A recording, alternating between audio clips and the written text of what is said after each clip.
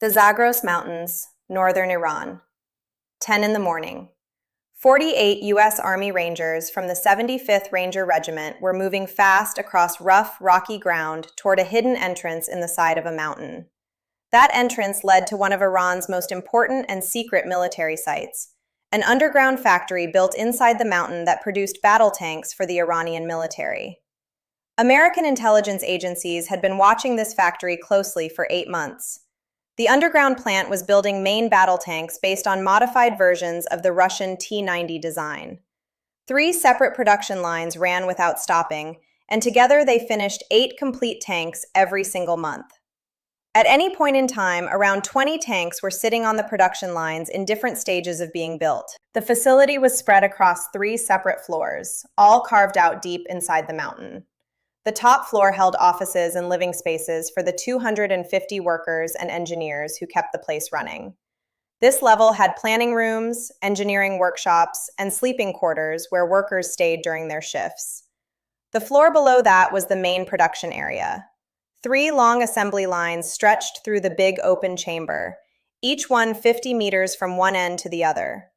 Welding stations, armor-shaping equipment, and engine installation areas filled the space.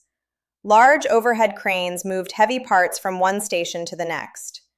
Special machines included hydraulic presses that shaped the armor plating, precision welding robots that assembled the gun turrets, and engine testing bays where motors were checked before being installed. Down on the lowest floor was the testing chamber, a large underground space where finished tanks were put through their paces before being sent to Iranian armored units.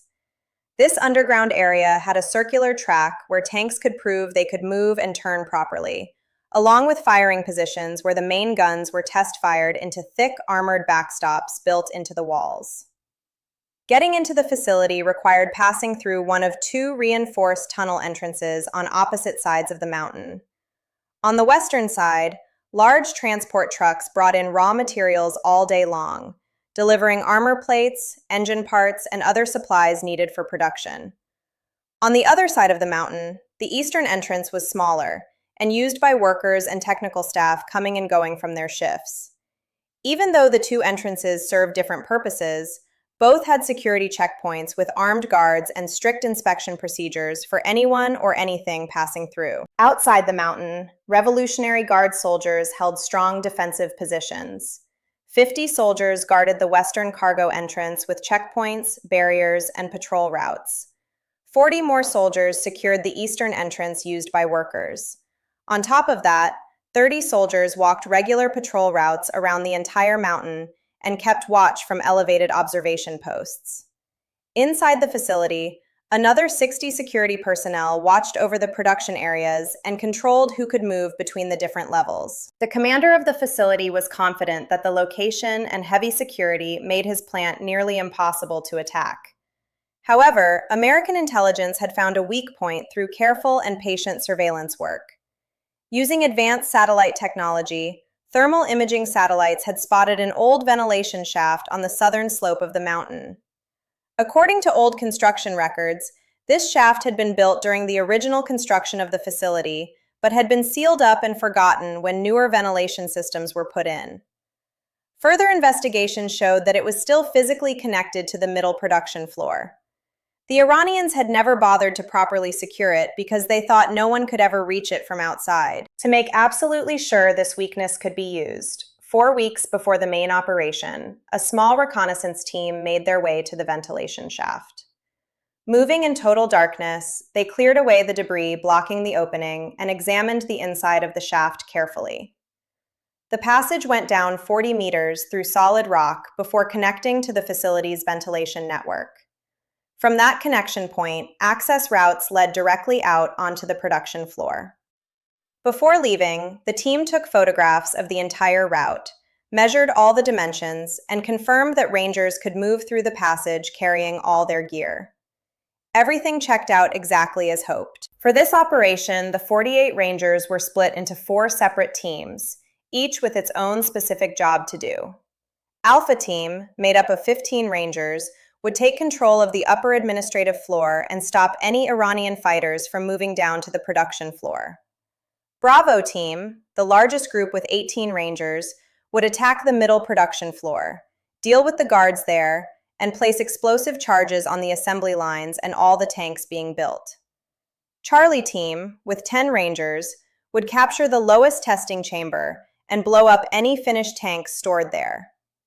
Delta Team, the smallest group with just 5 Rangers, would stay at the southern ventilation shaft, keeping the entry and exit route secure and maintaining radio communications with the outside. The whole operation depended on precise timing and perfectly coordinated action. All 4 teams would enter through the ventilation shaft one after another without being seen or heard. Once everyone was in position inside the facility, they would attack at exactly 11 in the morning at the same moment, giving the Iranians no warning and no chance to organize a response. Several hours before the assault, at 7 that morning, 3 Black Hawk helicopters took off carrying all the Rangers toward the target area. Flying together in formation, 3 Apache attack helicopters flew alongside them, ready to provide cover and firepower if needed. The helicopters flew low through mountain valleys the entire way to stay below Iranian radar coverage.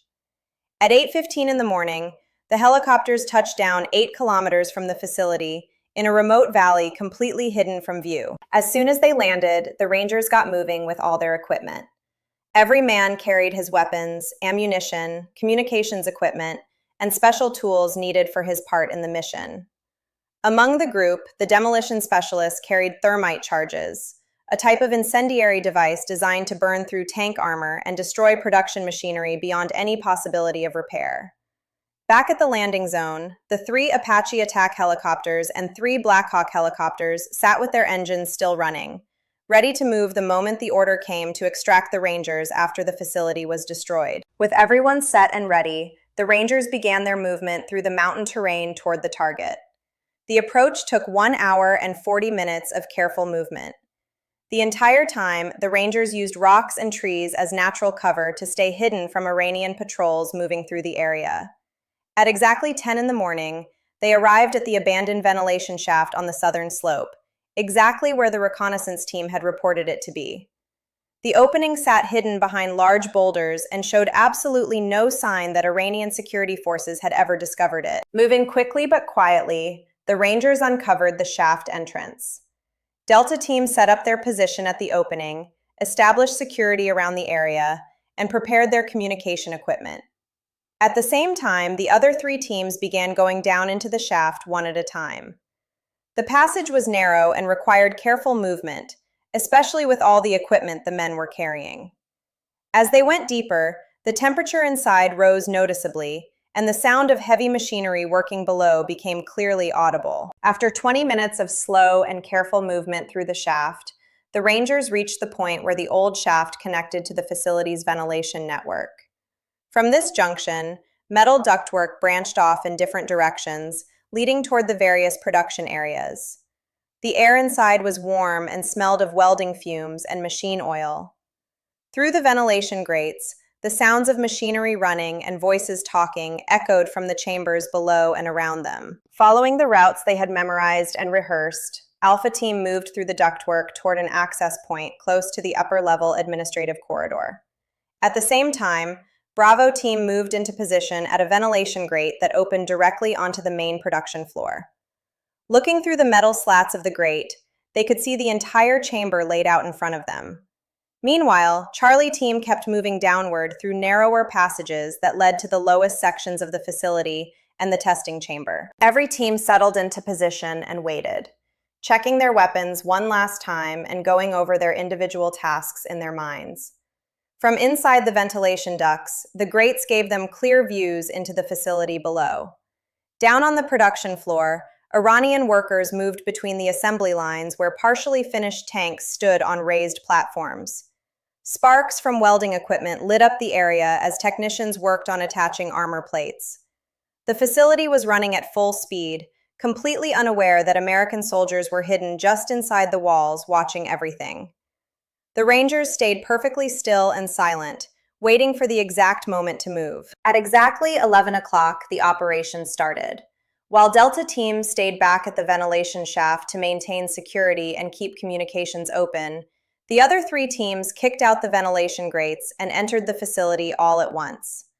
Bravo team dropped out of the ventilation opening directly onto the production floor. Moving with speed and total purpose, all 18 Rangers spread out across the large chamber immediately. All around them, shocked workers stopped dead in their tracks as American soldiers suddenly appeared from openings in the walls. The facility guards, caught completely by surprise, scrambled to grab their weapons. Within just a few seconds, a serious firefight broke out all across the production chamber. The Iranian guards fought back from behind the assembly lines and used the partially built tanks as cover. But the Rangers had the clear advantage of having surprised them completely, combined with better training and practiced teamwork. They moved forward steadily across the floor in coordinated groups, clearing each section one by one. 12 minutes after the fighting started, all the guards had been dealt with, and the workers put their hands up and surrendered. Bravo team now controlled the entire production floor. Right away, the Rangers moved to lock down the area. They gathered all the workers together into groups and had them sit against the walls where they could be watched. The demolition specialists started placing thermite charges on all the important equipment. Working through the floor in a systematic way, they positioned charges on the main machinery of each assembly line, on all 20 tanks sitting in various stages of being built, and on the specialized welding and armor plating machines that made tank production possible in the first place. At the same time, up on the top floor, Alpha Team had come out of their access point into the administrative corridor. The team pushed quickly and forcefully through the offices and sleeping quarters. 30 Iranian defenders tried to hold the upper level and stop the Rangers from taking it. Fighting broke out in the tight hallways and stairwells. The narrow spaces gave the defenders some advantage since there was less room to maneuver, but the Rangers used flashbang grenades to disorient and confuse the guards before pushing forward. They cleared each room one after another, moving with the kind of controlled precision that comes from extensive training. After 15 minutes of close quarters fighting, all the defenders were down, and Alpha Team had full control of the upper level. The Rangers locked down the stairwells so that no one could move down to the production floor. While Alpha and Bravo teams were finishing off their objectives on the upper floors, Charlie Team had made their way down to the lowest testing chamber. This level was a large underground space where completed tanks were put through final testing before being delivered. At that moment, 4 fully finished tanks were sitting in the chamber along with 6 Iranian guards and 5 engineers. When Charlie Team suddenly appeared out of the ventilation system, it caused immediate panic among everyone in the room. The guards tried to react, but were overwhelmed before they could mount any real resistance. Within 8 minutes, Charlie Team had full control of the testing chamber, and the engineers gave up without a fight. Without wasting any time, the Rangers placed demolition charges on all 4 completed tanks. These were fully operational vehicles that were ready and scheduled to be delivered to Iranian armored units in the field. The thermite charges were carefully placed on the engine compartments, the ammunition storage areas, and the main gun systems to make sure every tank would be completely destroyed beyond any chance of recovery or repair. By 11:30, all 4 teams had accomplished their assigned objectives. On the top floor, Alpha Team held the administrative area with all the people inside secured and under guard. On the production floor, Bravo Team controlled the entire assembly area with demolition charges set on all the equipment and vehicles. Down in the testing chamber, Charlie Team had the 4 completed tanks ready for destruction. Outside the facility at the ventilation shaft, Delta Team was holding the extraction route open and secure. With all objectives complete, the extraction phase got underway. The team leaders coordinated over radio with the helicopter crews waiting 8 kilometers away. The aircraft lifted off immediately and began flying toward the facility. Back inside, the Rangers got ready to leave. On the production floor, Bravo Team did one final check of every demolition charge. The thermite devices were armed and ready, placed to cause maximum destruction across all the assembly lines. The specialists confirmed that every critical machine, every tank under construction, and every completed vehicle would be destroyed when the charges went off. With everything confirmed and ready, at 11:45 the order came to pull out. All the Rangers began making their way back to the ventilation shaft. They moved through the ductwork and climbed back up the 40-meter shaft to the surface. Delta Team helped each Ranger out of the opening and directed them into defensive positions around the extraction point. At noon, all 48 Rangers were out of the facility and in position on the mountainside. The Black Hawk helicopters landed in a nearby clearing. The demolition specialists made one final confirmation that all charges were armed and that the detonation sequence was set correctly. With every soldier safe and the helicopters sitting ready, at 12:10, the order to detonate was given. All the charges went off at the same moment. Thermite fires ignited throughout the entire facility simultaneously. On the production floor, the intense heat burned straight through tank armor and melted machinery. The 20 tanks that were being built caught fire as thermite consumed their frames entirely. The assembly line equipment broke apart and collapsed. Welding stations and armor plating machines melted down into useless piles of metal. In the testing chamber, the 4 completed tanks were destroyed completely. Across every level of the facility, the charges systematically wiped out Iran's entire tank production capability in minutes. As the destruction continued inside the mountain, the Rangers loaded onto the helicopters quickly and without delay. The aircraft lifted off immediately and flew low back through the mountain valleys on the route home. Behind them, thick smoke poured out of both entrance tunnels as the fire continued to burn deep inside the mountain. Iranian personnel losses came to approximately 150 across all levels of the facility. On the American side, 4 Rangers suffered injuries during the fighting.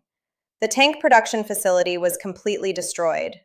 All 24 tanks were eliminated, and every piece of specialized equipment needed to build more tanks was left totally beyond use.